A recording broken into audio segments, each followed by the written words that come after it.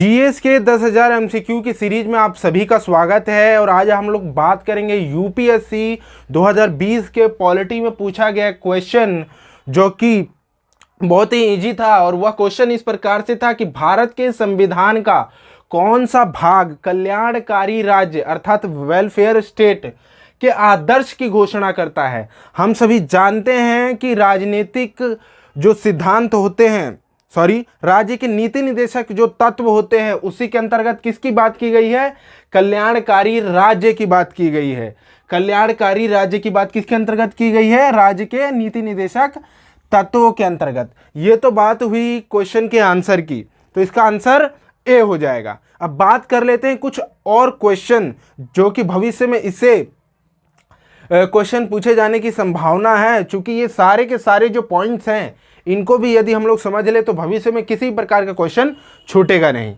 तो मूल अधिकार की दोस्तों यदि हम लोग बात करें तो हम सभी जानते हैं कि किस प्रकार से आर्टिकल 12 से लेकर 35 तक मूल अधिकारों की बात की गई है, जिसके अंतर्गत कितने अधिकार हैं? हमारे 6 अधिकार हैं, जिसमें कि समता का अधिकार 14 से 18 तक, 19 से 22 तक क्या है? अभिव्यक्ति एवं स्वतंत्रता का अधिकार। 23 और 24 क्या है? बेसिकली शोषण के विरुद्ध अधिकार।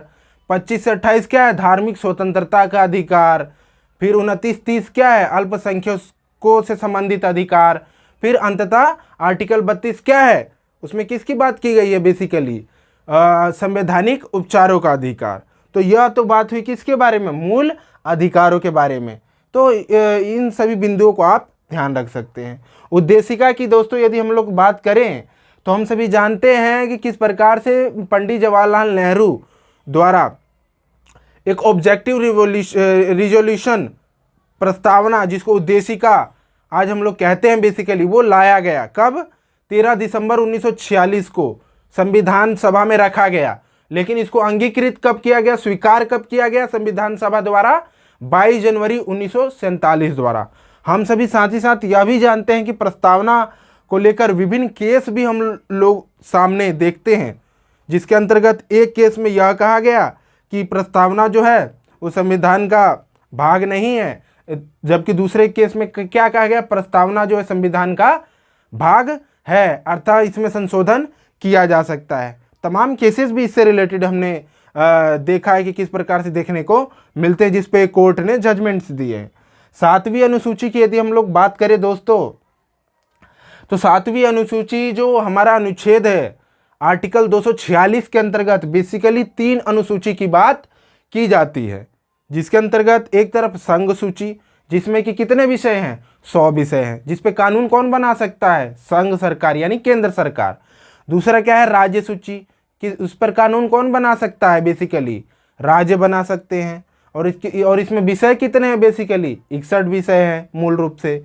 और इसके साथ ही साथ अंत में समवर्ती सूची, जिसमें कि दोनों ही यानी कि केंद्र सरकार भी और राज्य सरकार दोनों ही इस पर कानून बना सकते, दोनों ही सरकार कानून बना सकती है। लेकिन अगर किसी प्रकार का गतिरोध आता है यानी टकराव की स्थिति आती है, तो इसमें केंद्र सरकार सर्वोच्च होगी।